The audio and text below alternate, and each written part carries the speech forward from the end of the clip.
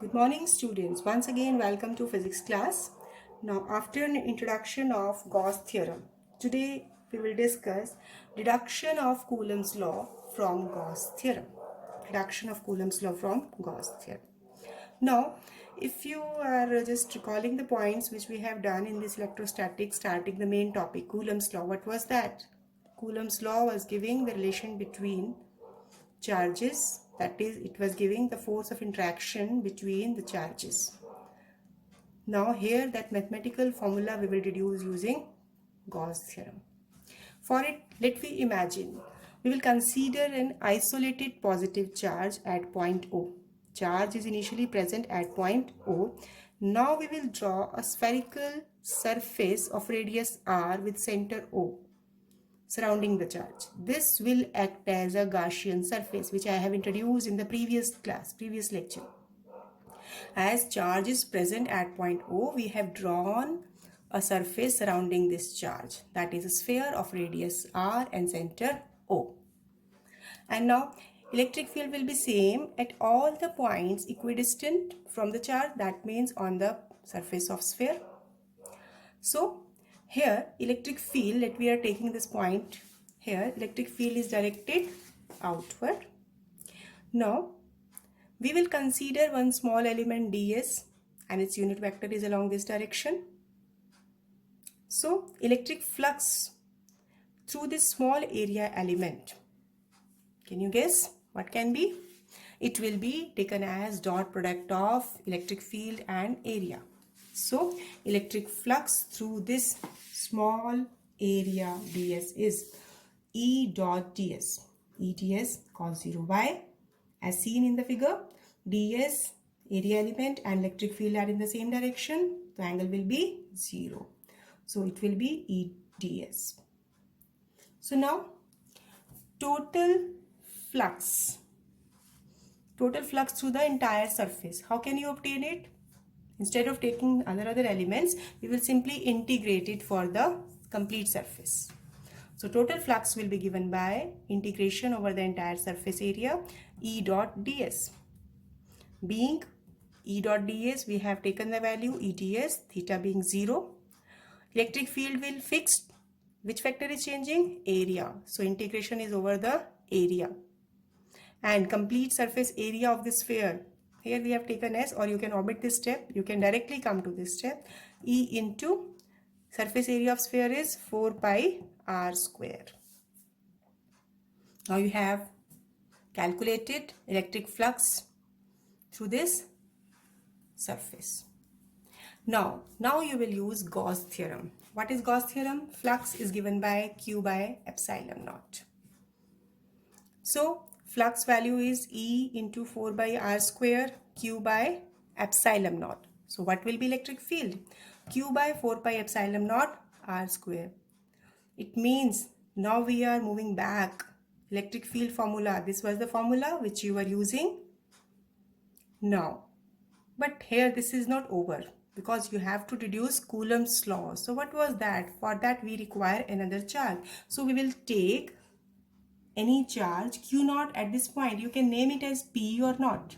You can take it as. So Q naught be a charge present at this point. That can be P, A, or if you will not name it, then also fine. So now force of interaction between Q naught and Q, you have to calculate. So in terms of electric field, this force on a point charge will be given by F equal to Q naught into E.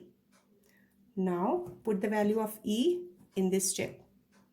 Q naught Q by 4 pi epsilon naught r square. So this is nothing. This is simple formula of Coulomb's law. This law you have already discussed. So these are the steps. This can be asked in the derivation point where you have to deduce Coulomb's law. First of all, you have to find electric flux due to a small element. First step, main step. Second step, you will find total flux for the entire surface. Third step, you will apply Gauss theorem and find electric field at any point. Then for the fourth step, you will calculate force by considering Q naught charge at point P. So this is Coulomb's law. Now We are studying applications of Gauss law. Few applications are very important, and the applications now we will discuss that are important from derivation point of view. Here three important four applications we will do. You have to first of all practice them by writing, because their derivation part is important. These questions are asked directly in the board exams. So in the applications, first application we will take, you have to find electric field due to an infinite long straight uniformly charged wire. See, this is a wire. If you are taking this pen, treating this pen as a wire, let it be positively charged or it can be negatively charged. We have explained all the concept by considering positive charge. If you will consider negative charge, the direction of field will be reversed. So consider a thin, infinite long wire of uniform linear charge density lambda. Why? If we are taking this length, and although we have taken it infinite, but for calculation point we will consider it L, its length to be L, that can be infinite. So linear charge density, because charge is distributed uniformly over the entire length, so linear charge density will be lambda, that will be charge per unit length.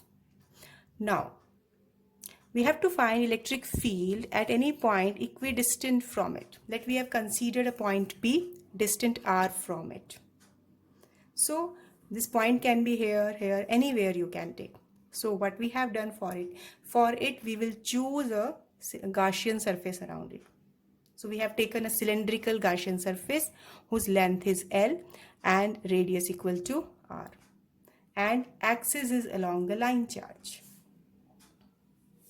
Now, as charge is distributed uniformly across the length, lambda will be Q upon L and Q is lambda into L.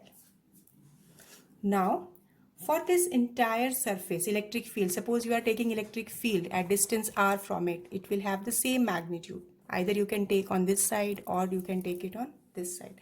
So electric field is same at all the points. Now, we have to find electric flux through different surfaces. See here in this cylinder, how many surfaces it has? Flat surface 1, flat surface 2, and this curved surface. How can you realize? Suppose if you are taking this as a, you can take a cylinder like this pen, you can see this is cylindrical in shape, this is flat surface, this is flat surface, and this part is its curved surface area. So three elements, one area flat, another area flat, and this is the curved surface. So now you will find electric flux through all these areas. So first of all we will consider electric flux through curved surface. Now see, for this curved surface, this is the curved surface. For this curved surface, for getting it, we are considering again any small element at this point ds, as area vector and field are pointing in the same direction. So electric flux through the curved surface will be given by phi1 integration over the complete surface area, that will be taken as curved surface area, being any element, any surface area you are taking on the cylinder that having area ds. So ds and electric field were taken on the same direction, so angle was 0 between. So E integration over the complete surface area. Now, what is the curved surface area of cylinder? This you must know, that is 2 pi r L. So this is the first step. You have taken flux through the curved surface. Now, electric flux through flat surfaces. Now, coming to the figure again. See, for this surface. Now, due to this positive charge, what will be direction of electric field? It will be either on this side or on this side. And for this flat surface, normal will be perpendicular to it. If this is normal, then this will be cylindrical surface. If you are taking, then the normal will be upward. So here, angle between electric field and normal will be 90 degree as seen from the diagram. So electric flux through top flat surface or bottom flat surface this will not contribute. Why? Because angle between field and area is 90 degree. So electric flux through flat surface of cylinder will be 0, either through S1 surface or through S2 surface. You can see the steps. Now, so what will be the total electric flux? Total electric flux through the whole cylinder will be equal to phi1, that is due to curved surface area, phi2 due to one flat surface, phi3 due to another flat surface. Now phi2 and phi3 are 0, as you can see from here. So total flux will be equal to only phi1, and the value of phi1 we have taken from this first equation. This is E into 2 pi RL. So put this value here. E into 2 pi RL. Now, because it is an application of Gauss law, so here you will use that theorem, that law. Flux is equal to Q by epsilon naught. Now, as we have taken that lambda is equal to Q upon L, then Q will be lambda into L. So, E into 2 pi RL from this relation equal to lambda L by epsilon naught. Solve it. E is lambda by 2 pi R epsilon naught. So from here, lambda, linear charge density, is constant, and epsilon naught 2 pi, this is also constant. R, distance, that means from the line charge, if the distance is changing, electric field will also change, as electric field is inversely proportional to R. More will be the distance, less will be the value of electric field. And if lambda, linear charge density, greater than 0, it means positive charge. So for positive charge, electric field is directed outward. If linear charge density negative, means charge is negative. It means linear charge density less than 0 means charge is negative. So electric field is directed inward. So I hope for this derivation part, you have to first of all draw this surface. Then you have to, basic point what you have to recall, just we have to imagine to be having three parts: flat surface, curved surface, and this flat surface. You have to find flux through this first curved surface.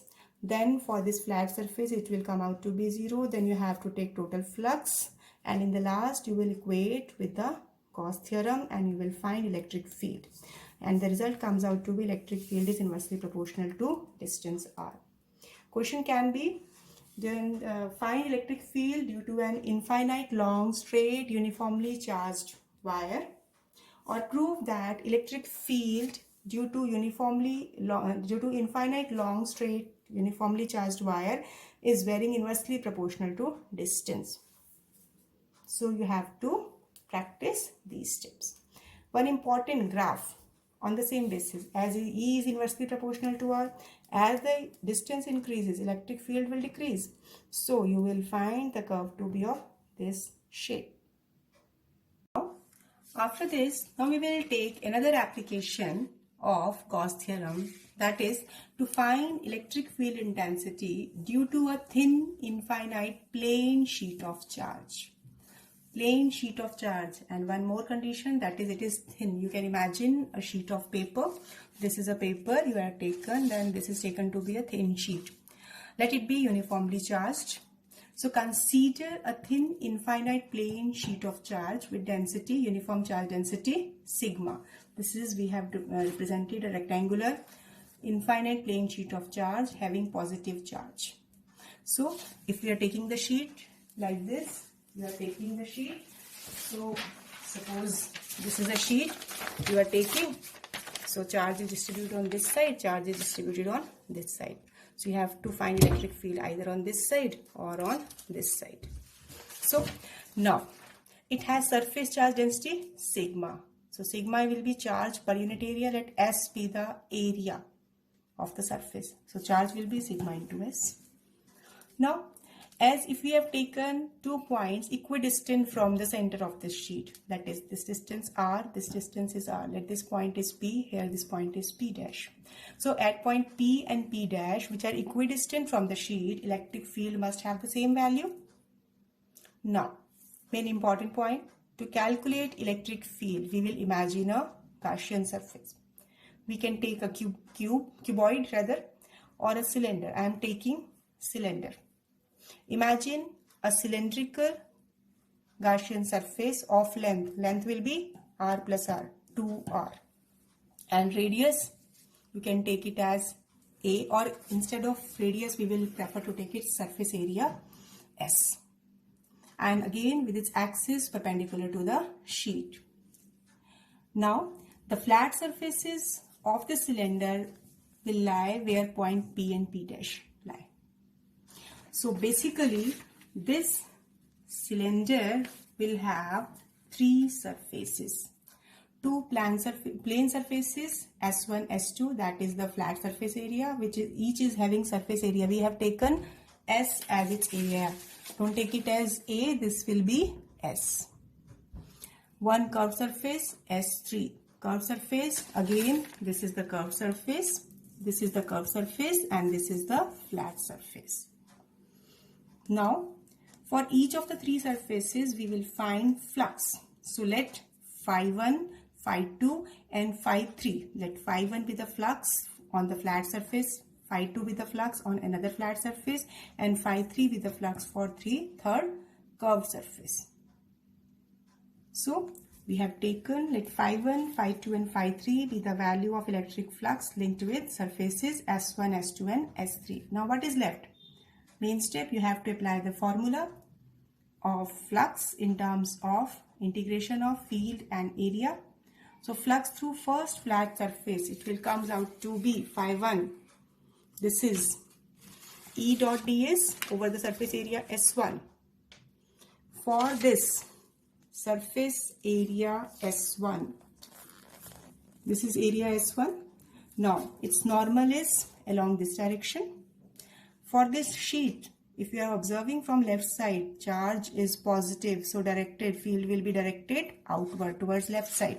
So angle between this normal and electric field is 0. So it means for this area you are taking here, you have taken that integration is taken for E ds, and when integration is taken over the surface area, and I have not mentioned that step, I can directly write it as E into S. Similarly, phi2, flux through second surface. Second surface, this is the second surface.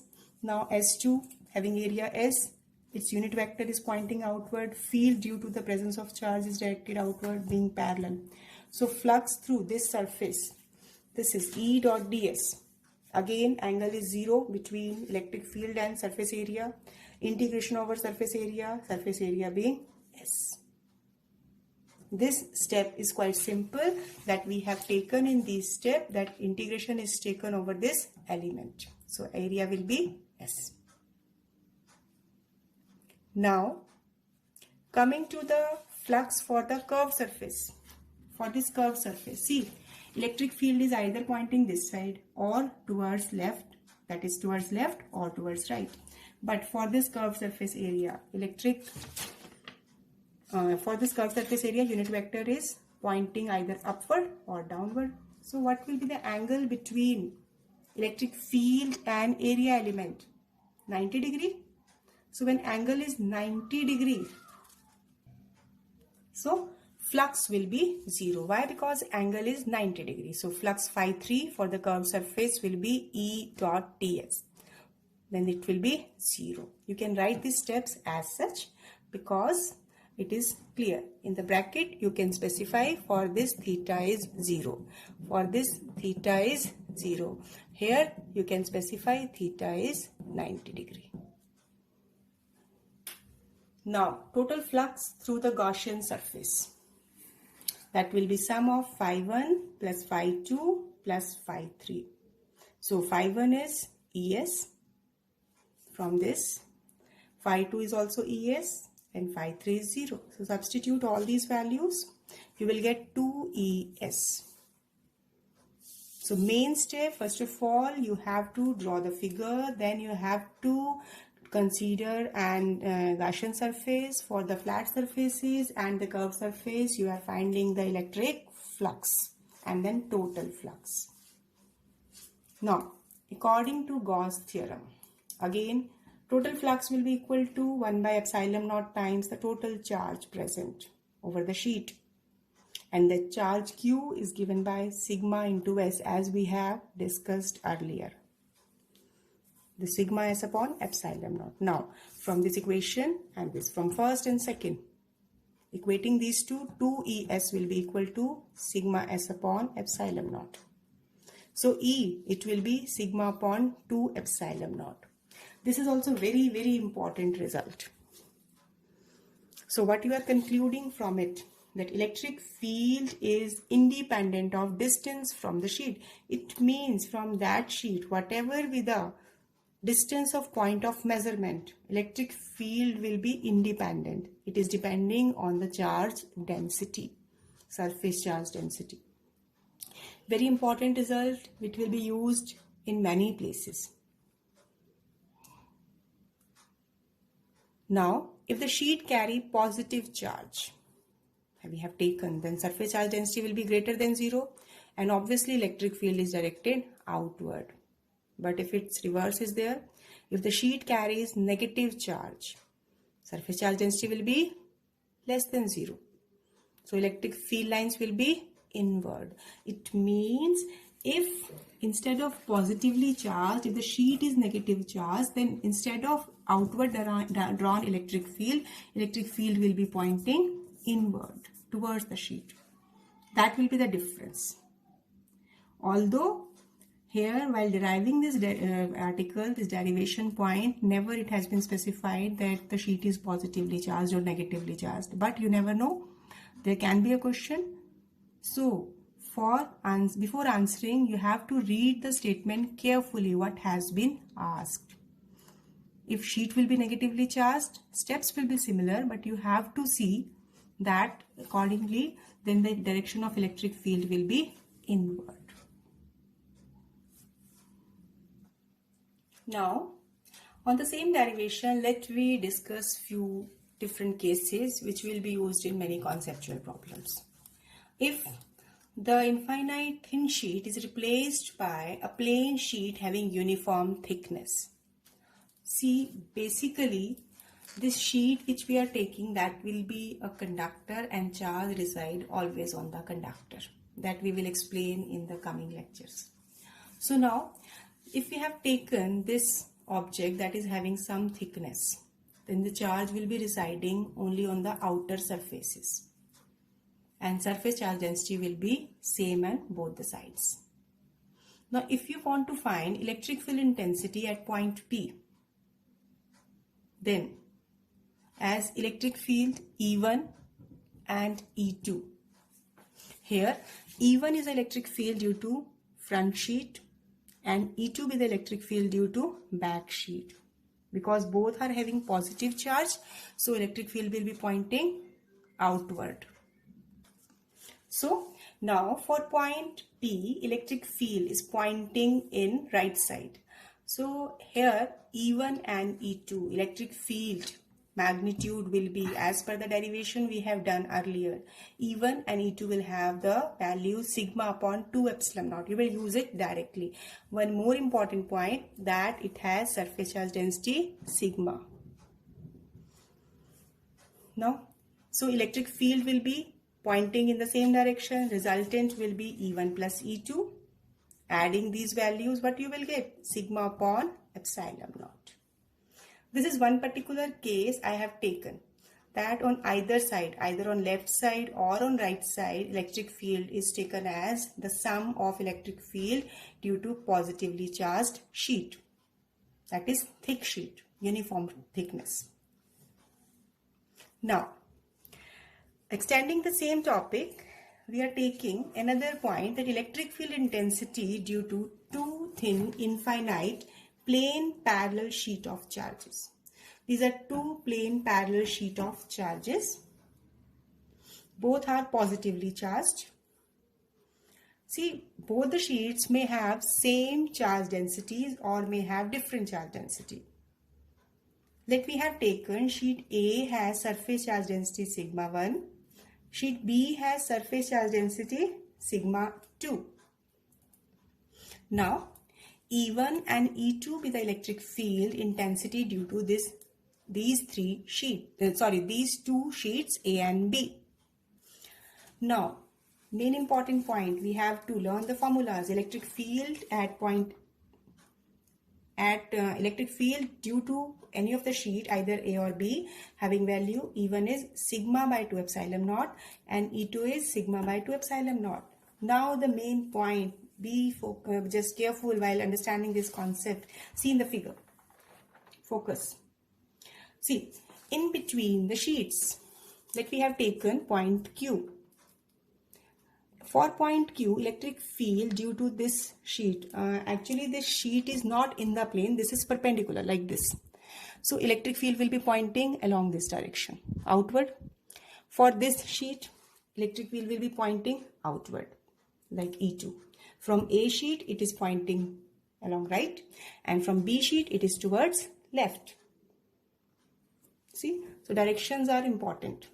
For point P, on the left side, electric field due to sheet A, that is pointing towards left, E1. And due to sheet B, it is also pointing outward towards left because both are positively charged. For point R, from sheet A, electric field is pointing towards right, E1. For sheet B, electric field is pointing towards right, E2. So here in the figure I have explained the direction of electric field. Now we have to take the resultant effect. Resultant electric field at point A, P, Q and R in regions 1, 2 and 3. Region 1, region 2, region 3. One more point you have to be careful that sign conventions. When we are taking taking the direction in the right direction, this is always taken as positive. When we take the direction in the left side, it is negative. So that direction I have considered here. Now, in region 1, electric field, you can check from the diagram, it is towards the left side, both pointing towards left, E1 and E2. So here I have written minus E1, minus E2. Why? Because both are in the left side and both are negative. Now, this is the main point. Other point is just to substitute the value. Minus sigma 1 by 2 epsilon naught, minus sigma 2 by 2 epsilon naught, taking 1 by 2 epsilon naught common, sigma 1 plus sigma 2. In region 2, you can see from the diagram that both the fields are in the opposite direction. So, first of all, you will tell me that what will be the resultant, E1 minus E2 or E2 minus E1? Because we have taken positive side E1 and negative E2. So it will be taken as E1 minus E2. Now E1 minus E2, putting the values, again you are getting. Although if surface charge density is having different magnitude, on the same basis you can take. In third region, that means on the right side. Again, both E1 and E2 are pointing in the right side, so both will be positive. E1 plus E2. So sigma 1 by 2 epsilon naught plus sigma 2 by 2 epsilon naught. Taking 1 by 2 epsilon naught common, it will be sigma 1 plus sigma 2. So when you have to find electric field intensity due to two thin sheets placed parallel to each other, electric field in between will have opposite direction, and on left side and right hand side these are having same direction. Now we will further use one special case for this particular article. Now again we have taken two thin parallel sheets. We are taking one special case where surface charge densities of both the sheets are equal, like sigma 1 equal to sigma 2 equal to sigma. Now we have to find electric field at point P, Q and R. See, at point P, being positively charged, electric field will be directed towards left side. So net electric field will be at point P, E1 plus E2. Negative sign indicate only the opposite direction. Substitute the values.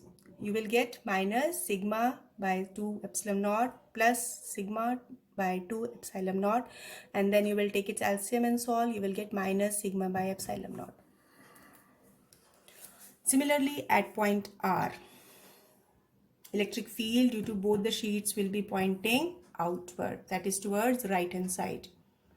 So electric field will be again E1 plus E2, substitute the value and solving you are getting sigma by epsilon naught. In between the plates, that is at point Q, electric field will be due to plate, let me take it as A, due to plate A, electric field is drawing outward towards right E1. Due to B, electric field is towards left E2. So now E1 minus E2, because these are in opposite direction, so net electric field will be E1 minus E2. Here E1 is sigma by 2 epsilon naught minus negative sign, direction opposite, sigma by 2 epsilon naught. So their result will be 0. So what we conclude, that means if two like charged plates are placed parallel to each other, then electric field in between the plates will be 0. Very important result that will be used in conceptual problems.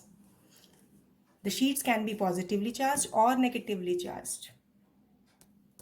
I have taken it for the positively charged. Now the homework for you, that you will find electric field along with direction in the diagram.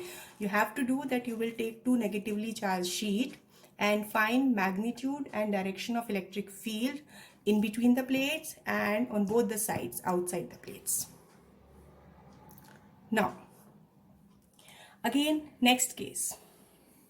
If we take two thin infinite sheets carrying equal and opposite charge or equal and opposite charge density, as both the sheets, thin sheets, one is having charge density sigma plus positive value, another is having charge density minus sigma, negative sign, opposite polarity. Again you have to find electric field at point 1, at region 1, 2 and 3. So I should give you as an exercise, but I am solving it here. For reason 1, electric field due to sheet A. This is pointing outward. Why? Because it is positively charged. Electric field due to sheet B. It is pointing towards the sheet. Why? Because it is negatively charged. Electric field is towards the negative charge. Now, in reason 1, electric field, as E1 is towards left, so that's why it is minus E1. And E2 is along the positive direction, so it is plus E2. Now E2 minus E1. E1 and E2 have the same value. Why? Because charge density is same. Sigma by 2 epsilon naught. Sigma by 2 epsilon naught comes out to be 0. Now this is for reason 1, where electric field, net electric field will be 0. In reason 2, that is in between, see, due to positive charge sheet, electric field will be towards right, E1. For this negatively charged sheet B, electric field is also towards it, towards right, E2. That means these two are in the same direction. So what should be the electric field? E1 plus E2. See here, I have taken the resultant of E1, E2, substituted the values, and the result is sigma by epsilon naught. Similarly, in reason 3, now electric field due to positively charged sheet is pointing towards right, E1. Electric field due to negatively charged sheet, that is pointing towards left. So in reason 3, net electric field will be E1 minus E2 as per the convention. So result comes out to be 0 on substituting the value.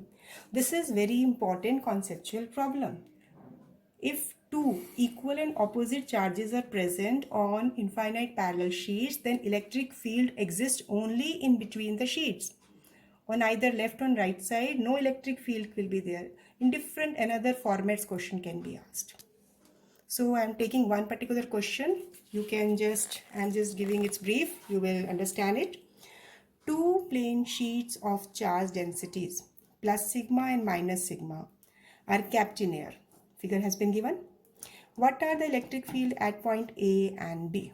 B point is in between the sheets and A is outside. So you can relate it with the above case we have discussed. One is having plus sigma charge density, another is having minus sigma charge density. So at point A, that is on upper side, you can, I have drawn it in horizontal plane. If you will take it vertical, then it will be left and right side. So for point A, electric field will be 0 because outside the plates. And B is a point lying in between. Irrespective of distance, electric field will be sigma by epsilon naught, as reason explained. So these are all the different cases I have taken. These all are used in conceptual problems. And this is these two applications which we have discussed, these are important from derivation point of view. So before going to conceptual problems, first of all, I will suggest you to do twice written practice in your practice notebook, and after that start taking its sub cases and conceptual problem. Another point I will discuss with you here, that if you have reference books, now the topics we have covered, you can start reading conceptual problems from your reference books. Take only one reference book and start reading question answers. 1 mark, 2 mark, 3 mark questions can be there. Just have a reading so that you can have the understanding of conceptual problems. More will be the statement you will go through, more will be the concepts you will be able to apply. So I hope you are getting the concepts. If you have any doubt, you can feel free to ask me anytime. Thank you. Have a nice day.